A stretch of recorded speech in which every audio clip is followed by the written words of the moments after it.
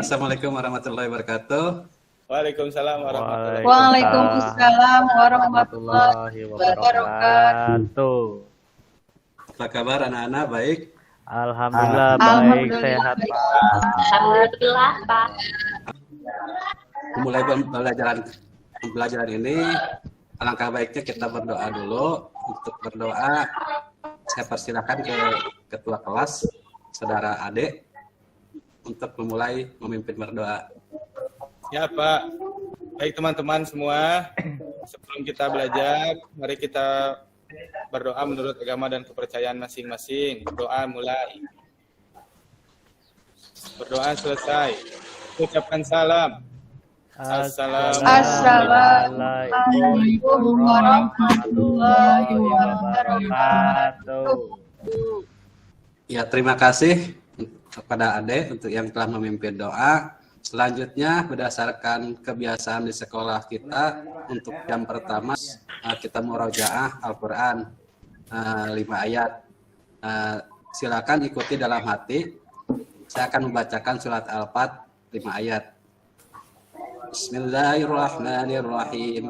Inna fatahna laka fathan mubina liyaghfira laka Allahu ma taqaddama min dhanbik wa ma ta'akhkhara wa yutimma ni'matahu 'alaika wa yahdiyaka siratan mustaqim. Shadaqallahul azim.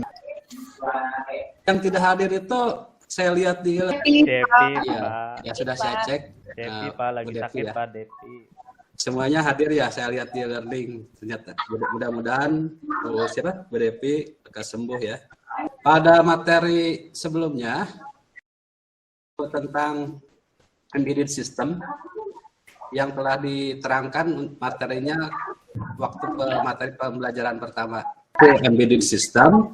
Embedded system itu kalau menurut para ahli adalah suatu sistem yang tertanam ya. Suatu sistem yang tertanam di mana sama-sama kita ketahui definisi sistem itu adalah kumpulan dari subsistem untuk mencapai sebuah tujuan. Misalnya di sini subsistem kelas 12 MIPA 1, ada Ade siswanya, ada Ahmad dan lain sebagainya berkumpul bersama-sama untuk mencapai tujuan supaya kita lulus. Itu yang dinamakan dengan definisi sistem. Nah, sistem ini disimpan dalam sebuah namanya microcontroller, atau di sini microcontroller itu di dalamnya adalah IC integrated circuit, yang di dalamnya juga ada ya integrated circuit, di dalamnya ada aritmetika. Sebelum ke aritmetika kan ada namanya control unit.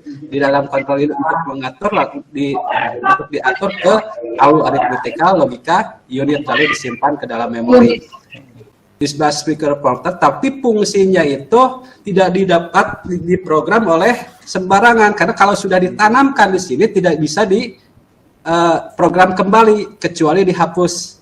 Itu definisi embedded system menurut di David Hatch ini 2003.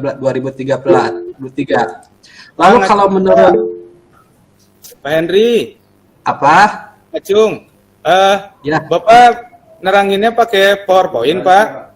Ya, gimana? PowerPoint-nya tidak muncul, Pak. Tidak muncul. Iya, coba mungkin infokusnya belum nyala, Pak. Oh iya, ya, siap. Bentar, saya coba. Enggak. Udah, Pak, ada Bapak Taman. Sudah Pak, ada Pak. Ya, aduh, maaf ya. Intinya tadi sebuah mikrokontroller itu ditanamkan ke dalam mikroprosesor. Selanjutnya, menurut para ahlinya, diantaranya Profesor Dr. Jack Isyanto menerangkan bahwa embedded system itu adalah komputer yang mempunyai kekhususan. Seperti telah kita ketahui, apa sih kekhususannya itu? Kita ambil contoh kekhususannya itu, kalau dilihat realnya adalah lihat Sari, ini apa ini? Yang di bawah ini gambar apa nih? Enggak, itu yang mana Pak? Yang Oh, ini itu kayak alat apa ya Pak? Alat ngecek apa itu ya Pak? Ngecek jantung apa darah ya Pak ya? pernah lihat ibu kamu waktu hamil nggak? Itu mama saya Pak yang hamil Pak. Oh Ya. iya Pak, betul. Video. Untuk ngecek apa? Ngecek USG ya Pak. Ya, ngecek USG ini untuk ngecek klimatologi ya. Selanjutnya, artinya si komputer ini hanya digunakan untuk satu tujuan. Yang ini nggak bisa digunakan untuk ngetik word, editing video, dan lain sebagainya. Bandingkan dengan komputer yang biasa kita gunakan. Kita bisa menggunakan Adobe Premiere, Microsoft Office, Aura 3D, dan lain sebagainya. Tetapi kalau yang spesial itu, ini hanya untuk satu tujuan saja. Kalau ini USG, mesti untuk USG saja, nggak bisa untuk editing video. Jadi ngerti kan maksudnya spesial ini? Pak. Nah, Ya, Iya, Pak. Pak. si embedded system itu adalah lebih ke khususan kalau menurut ini Profesor Dr. Jaki itu. Jadi spesial komputer. Nah, contohnya di dalam kehidupan sehari-hari ada Ade, ada Ahmad, Iya kelihatan Pak. ada Suhu. Sehari itu kayaknya waktu nangis kemarin tuh ya Pak ya. Foto Iya, seharinya. kayaknya ya. Nah, Iya kok foto saya ya Pak ya. ini Dia ada- lagi nangis ya, diabadikan. Iya, ya. Ini ada remote-nya. Nah, ini mengapa disebut embedded system?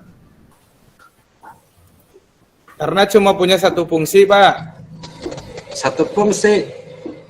Oke, yang lain Tergabung, Pak. tergabung Kadang ya. hanya untuk tampilan gambar saja Pak. Gambar saja. Terus Tidak bisa buat ngetik Pak. yang Ahmad. Itu hanya tampilan hasil rekaman aja kayaknya Pak. Nah, ya. Ini kenapa TV ini disebut embedded system? Karena bisa dikontrol. Oh, Tadi yang ya. dijawab semua benar, khusus TV ya, untuk TV nggak bisa buat ngetik dan lain sebagainya. Jadi di sini kan ada kontrol 1, 2, 3 dalam chip ini ada transmitter untuk mengirimkan data di TV ini, sehingga si programnya sudah disimpan di chip di dalam TV dan remote ini. Makanya disebut ke dalam embedded system, kendalikan ya.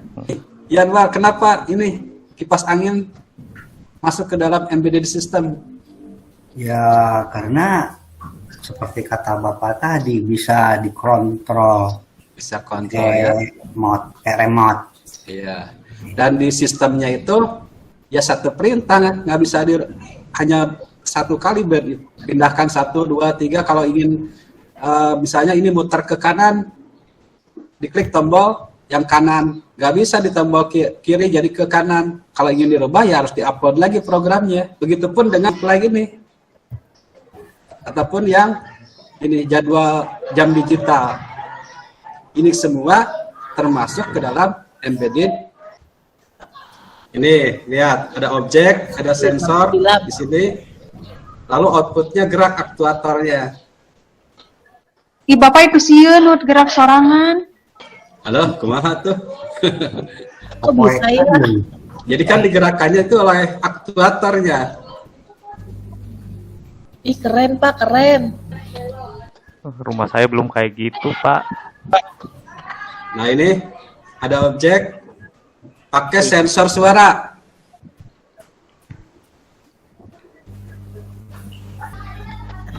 Ih keren Pak, keren. Nih saya pengen nyala ini, saya lagi. Si ibu ini mau buka apa? Nyalain akuarium. Pak Itu Hendri ini berarti rumah Pak. sensornya itu suara ya. Oh. Ini rumah Bapak tak Pak? Ini Ya, rumah wantur. Wabatur. TV juga bisa ya Pak? Bisa. Itu kan hanya inputan saja. Kerennya. Pak, kalau rumah saya dipasang sistem kayak gitu, nanti tetangga saya nggak akan nyangka saya gila gitu Pak, ngomong sendiri gitu. Kan di dalam yang bacanya itu sensor. Oh. Bisa banyak hantunya nanti rumahnya, Dek. Kalau ada yang nyaut gimana Pak? TV nyala, kata saya tuh. Terus ada yang nyaut, nggak bisa. Bahasanya sudah ditentukan dengan di depan. Kalau embedded system itu kan apa yang diperintah oleh kita. Kalau dalam programnya perintah Bismillah, dia hanya bisa membaca Bismillah saja untuk bisa menggerakkan aktuatornya. Bapak, itu suaranya harus sama ibu itu atau bisa sama anaknya, sambil sama bapaknya? Oh, itu tergantung apa yang diatur di program. Bisa oleh satu orang, bisa oleh banyak orang, yang penting kalimatnya sama. Oh, Itu kan hanya logika di program saja. ya gampang dimalingnya, Pak. Ya tinggal dirubah di codingnya. Aja toh Bu. Rumah saya pagar masih didorong, Pak. Ya kalau rumah Sari masih didorong bagus. Rumah saya belum pakai gerbang. Rumah saya masih kayak gitu. Ya itu. Selanjutnya. Nanti ada pertanyaan di LKPD ya. Yang kita akan pelajari di pertemuan kedua ini, diharapkan dalam pertemuan kali ini diharapkan kalian itu bisa mengenal komponen-komponen embedded system. Kalau kemarin hanya teori tentang pengertiannya saja, sekarang kita mengenal komponen-komponen dari embedded system, diantaranya microcontroller. Selanjutnya bisa nanti mendemonstrasikan, setelah dipraktekkan, mendemonstrasikan cara merakitnya dan memprogramnya. Adapun materinya, yang pertama, apa sih komponen embedded system itu? Ada yang sudah baca? Ya. Cukup, Pak. Jadi komponennya sama ya dengan manusia, alurnya kalau dalam sistem komputer itu sama, ada yang namanya input, proses, dan output. Kita makan, Put. diproses di perut dan keluar di pembuangan ya. Inputnya ya, ini contohnya sensor ultrasonik ya. Ultrasonik. Kelebihan ultrasonik bisa mendeteksi objek dan kita validasi ukuran jaraknya. Beda dengan sensor FIR. Ini FIR sama untuk mendeteksi objek juga. Batas maksimalnya itu 7 meter sampai 8 meter ya. Tetapi tidak bisa divalidasi. Dasnya 5 meter, misalnya 30 cm harus kebacanya. Kalau yang FIR udah aja sesuai dengan defaultnya 7 meter. Mau 1 meter, 2 meter ini sudah terbaca. Ini bisa digunakan berdasarkan kasus yang dibutuhkan. Ini contohnya sensor DHT11. Misalnya kalau di rumah kita pengen tahu suhunya berapa derajat, ya gunakan sensor DHT11. Ini contoh sensor deteksi kelembaban. Kelembaban tanah, pH-nya berapa. Penelitian setiap tumbuhan pH airnya berbeda-beda. Ini sensor untuk mendeteksi kelembaban. Jadi kalau ingin menyiram tanaman itu harus tahu dulu berapa si tanaman itu membutuhkan air ketika kelembaban berapa. Jadi beda-beda. Kalau tidak disesuaikan, ya akhirnya pertumbuhannya tidak maksimal. Nah ini, ada yang tahu nih sensor apa? Gimana? Kenapa itu? Tidak tahu itu apa ya namanya? Ini ada gambar ini nih. Kalau gambarnya hati berarti kayaknya sensor cinta, Pak.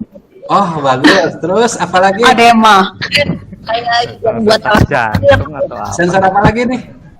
alat yang buat dokter tuh, Pak, buat di detak jantungnya. Ah betul, Sari. Itu nyontek jawabannya Ahmad, Pak. Bagus. Nanti saya kasih kirim dapat hadiah flash disk dari saya. Asik. 5 giga. Yang ini sensor apa? Yang bawah, Pak.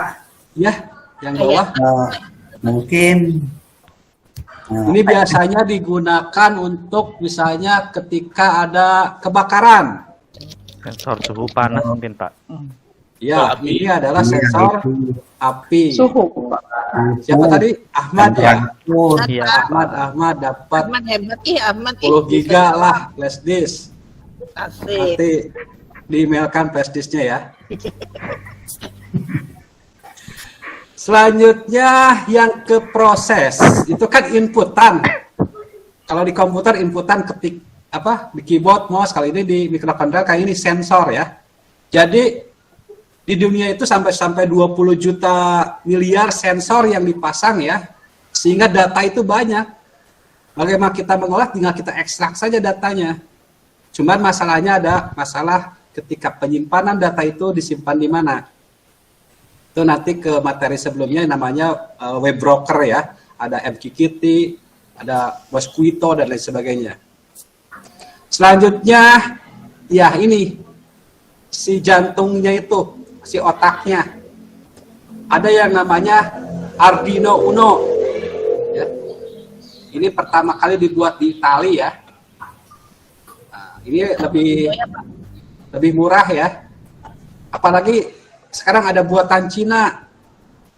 Fungsinya sama dengan Arduino ini. Harganya sampai berapa? 100.000 kalau saya pernah lihat di Plaza Bandung. Cuman kekuatannya jauh dengan yang aslinya. Di sini ada Arduino yang kebutuhannya lebih dari Arduino Uno. Ini Arduino Mega. Ini cocok untuk ketika menggunakan sensor banyak. Di sini misalnya ada sensor berat, sensor peer, sensor ultrasonik. Mau dipasang, pinnya lebih banyak. Lalu prosesornya juga lebih tinggi daripada Arduino Uno. Ini ada namanya lagi Arduino Yun. Arduino Yun. Kelebihan dari Arduino Yun ini, kita kalau Arduino ini kan kalau pengen ada Wi-Fi-nya itu harus dipasang periferalnya itu device-nya ke sini. Jadi eksternal ya. Tetapi kalau di Arduino Yun, Wi-Fi-nya plus SD card-nya itu sudah include, sudah nyatu dengan board Arduino Yun. Nah, sekarang lagi yang tren terbaru kalau yang ini masih dulu sudah ada sih. Kalau ingin yang kecil, ini mungkin terlalu besar, ada Arduino Nano ini. Arduino Nano, cuman belum ada Wi-Fi Bluetooth ya, jadi harus pakai eksternal juga. Nah, dilengkapi di tahun 2020-an ada namanya dibuat lagi ESP32. Ini MCU. Fungsinya sama dengan Arduino Uno. Tetapi untuk pembelajaran biasanya lebih enak menggunakan Arduino Uno. Kalau sudah bisa Arduino Uno, yang lain pasti bisa. Karena dasarnya sama. Sampai di sini kira-kira ada yang ditanyakan? Lanjut Tidak. ya? Tidak. Lanjut. Ya. Itu Bapak berarti, Bapak mau tanya Pak, gimana? berarti kalau kita mau bikin robot juga bisa pakai itu Pak yang microcontroller ya Pak? Iya. Di robot itu disimpan ini microcontroller ini. Kelihatan ini, coba saya fullkan. Kelihatan Pak. Cuman alatnya kecil-kecil kayak gitu tapi pinter ya Pak ya. Iya. Intinya otaknya di sini ya, di microcontroller ini. Ini servo ya, servo untuk menggerakkan. Jadi ada ultrasonic input diproses di Arduino lalu digerakkan. Gerakannya berapa derajat tergantung program yang diinputkan di Arduino. Kalau ini namanya relay, kayak saklar lagi, on off. Jadi kalau kita di sini misalnya ingin membuat remote lampu, kan AC/DC-nya itu berarti menggunakan relay, kayak saklar lagi.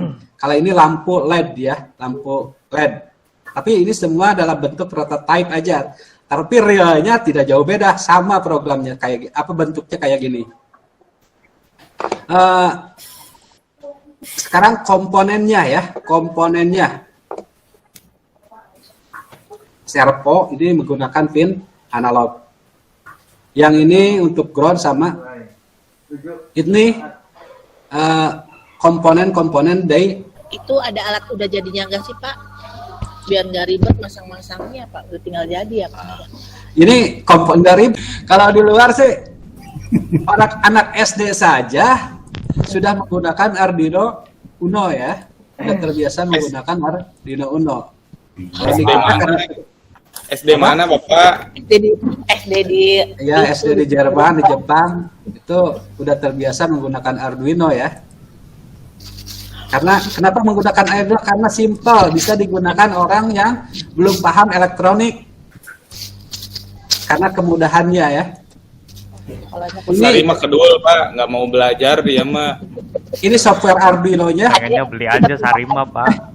Iya. Jadi tinggal pakai udah. Banyak duit.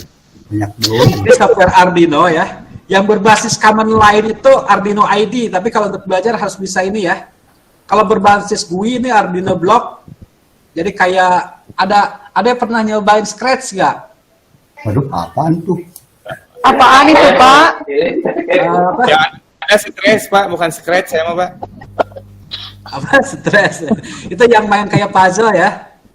Ini sama. Nah kayak gini. Ini ya basis kayak Scratch ini. Arduino Block. Pindah sekolah ke Jepang ya ada ya. Oh, command line ya. Pak. Jadi tinggal main puzzle. Logic if masukkan ke sini nggak perlu diketik sih. Ini tujuannya untuk yang baru belajar ya supaya suka aja kayak main game ya. Nanti bisa di-compile ke source code command line kayak gini.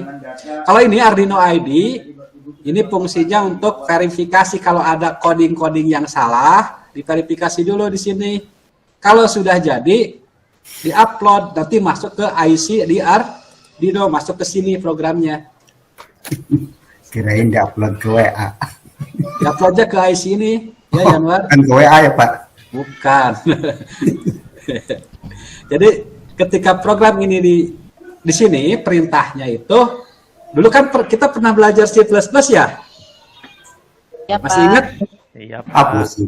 Si- Iya, Pak. Ya, ingat-ingat lupa, Pak. Iya, ya. Maklum.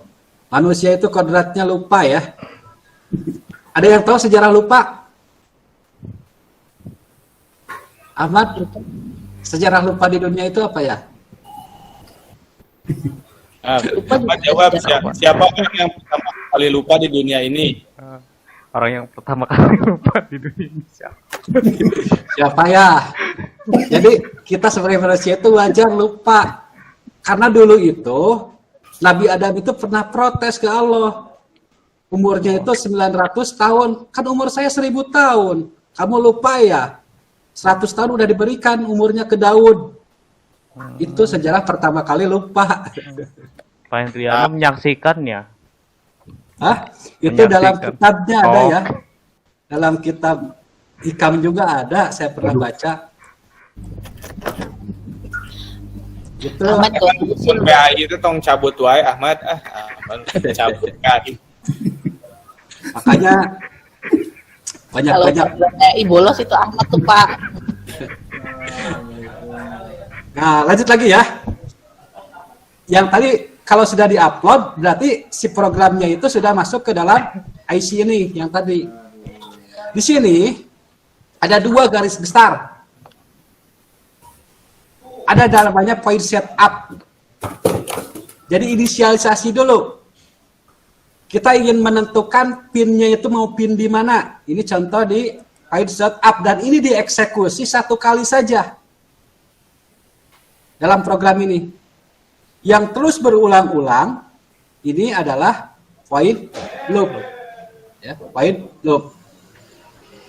Jadi point setup itu hanya dieksekusi ketika pertama kali dinyalakan. Dan while loop ini terus namanya loop ya, berulang-ulang. Selama kondisinya belum memenuhi ya terus aja diulang.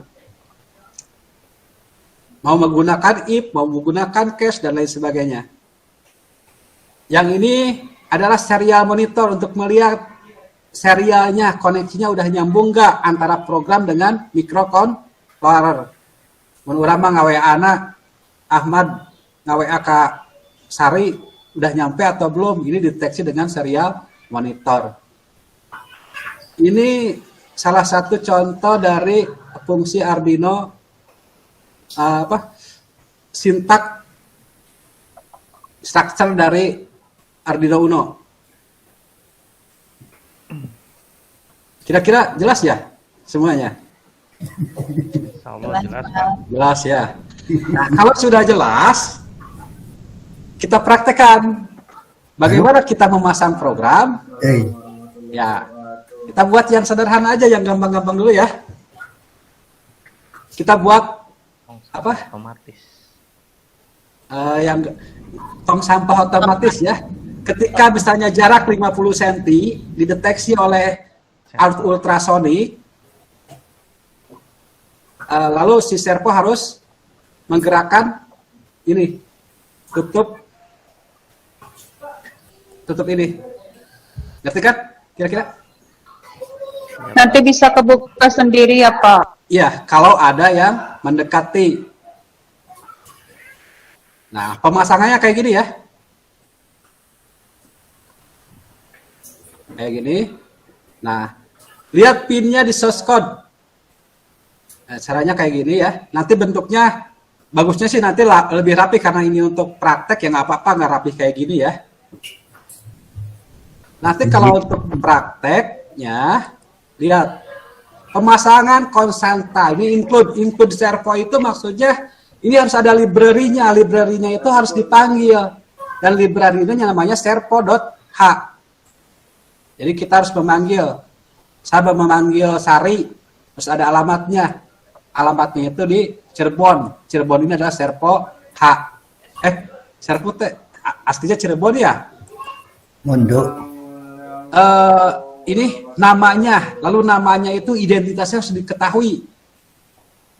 Ya, si servo misalnya konstanta integer dan si konstanta ini ditetapkan nilainya 8 dan nama 8-nya itu namanya Sari. Jadi contohnya gelas diisi air itu adalah 8. Sari itu adalah gelas ya.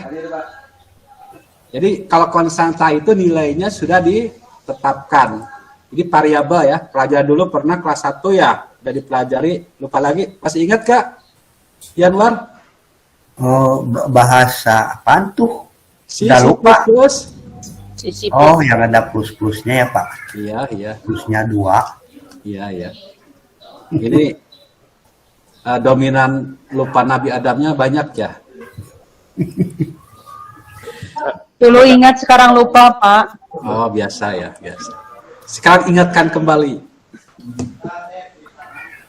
Lalu di setup di sini ya, si servonya itu disimpan di pin 9. Di pin ini kan ada namanya pin, tadi sudah dijelaskan ya. Untuk detailnya, nanti lihat modulnya ya. Udah dibagikan belum? Tadi dikasih ke Ahmad modulnya. Jadi lihat kesininya di modul ya. Ada, ini kan jangan depan aja nggak jelas. Ahmad sudah dibagikan? Udah Pak. Udah ya. Nah, ini saya masih menjelaskan ini ya. Nah, ini yang diulang. Si servo pada posisi 0. Lalu posisinya mati, low. Bisa.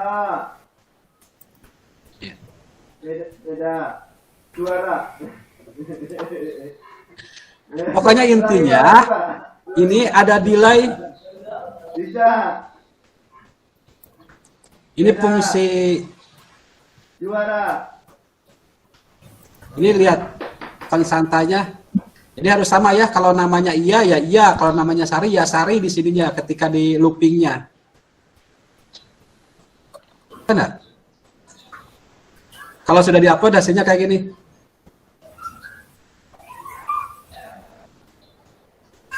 Mengangaknya sedikit ya Pak. Ya kenapa sedikit? Coba. Motornya kecil ya? Bukan. Coba lihat di sini. salah pasang kabel mungkin Pak. Bukan. Si Kodenya apa ya? mikrokontroller komputer itu makhluk bodoh. Kalau memerintahnya segitu ya segitu. Oh gitu. Di sini 60. Kalau kita lebihkan menjadi 200 ya lebih lagi. Ini udah sesuai karena yang memerintahnya 160. Jelas kira-kira? Jelas Ya, Pak. Pak. Kalau pengen sedikit atau banyak ya rubah value-nya. Untuk materi pertemuan 2 saya cukupkan sekian. Atur nuhun. Pilih aya nu ditaroskeun mangga. Siap, bisa Pak. Untuk LKPD-nya ya, lihat LKPD-nya. LKPD-nya dibagikan via WA atau Via WA. Kalau yang nggak punya HP saya bagikan di print ya. Kalau yang pengen main-main pakai HP boleh. Ya Pak. Ini bentar.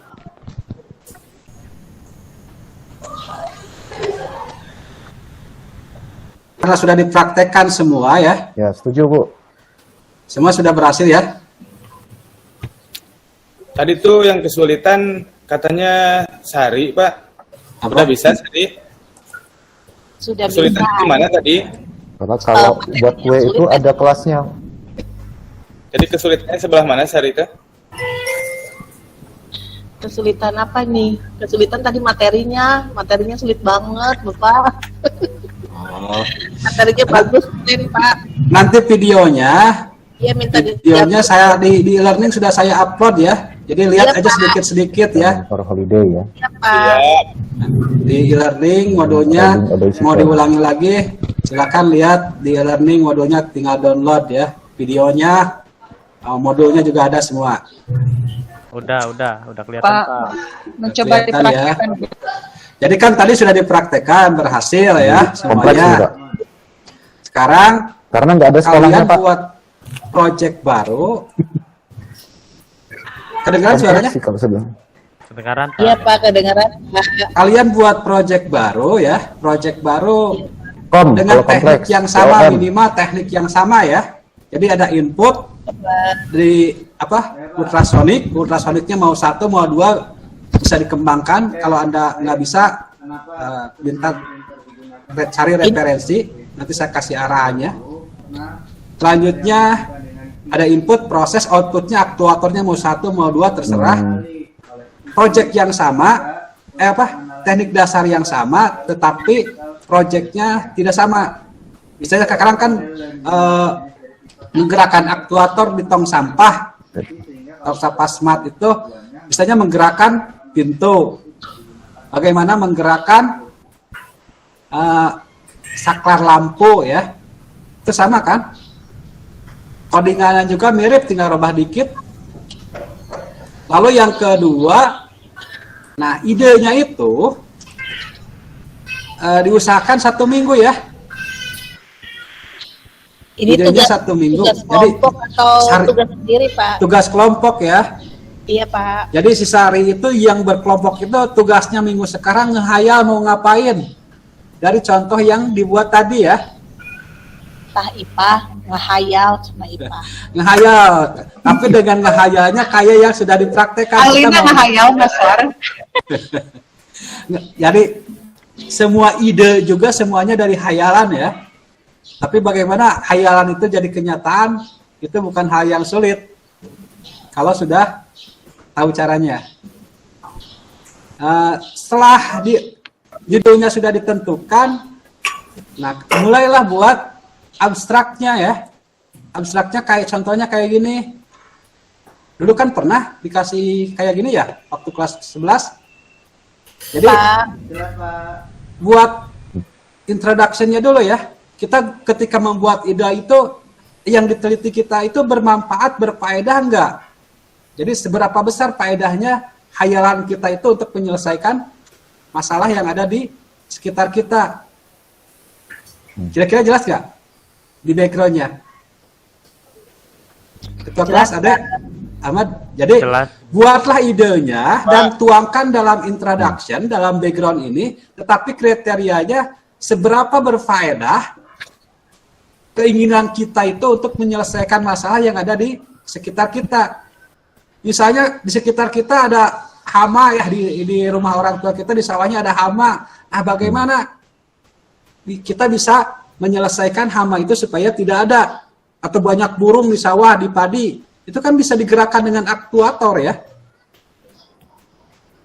Selanjutnya, ini problemnya misalnya karena di sawah ayah saya banyak tanaman, ya jelaskan problem permasalahannya. Saja nanti kita buat flowchart-nya, ini kan sudah diterangkan di kelas 2. Setelah berhasil, lalu diuji, lakukan terus selama minimal lah 20 kali lah, dan dimasukkan ke dalam tesnya, aja buat kesimpulan dan lain sebagainya. referensinya juga ditulis. Ini dikumpulkan nanti pas di akhir semester 1 ya. Dalam membuat aktuator itu sama dengan sistem-sistem yang lain, ada input yang dilakukan oleh sensor, lalu diproses oleh Arduino microcontroller, mau Arduino Uno, Mega, Yun, dan lain sebagainya. Selanjutnya kita ada outputnya, apakah ke servo, apakah ke LED, dan lain sebagainya. Jadi intinya sama. Lalu kita masukkan programnya ke dalam microcontroller melalui software namanya software Arduino. Itu software bukan Arduino itu supaya lebih memudahkan, karena pada dasarnya itu bahasa C ya. Hampir mirip dengan bahasa C, Arduino Uno itu. Mungkin ada yang kurang jelas gak di materi ini kira-kira? Udah jelas, Pak. Sudah jelas, Sudah jelas Pak. ya. Terima kasih kalau sudah jelas semuanya. Mudah-mudahan ilmu yang kita pelajari bermanfaat. Diakhiri dengan ucapan Waalaikumsalam warahmatullahi wabarakatuh.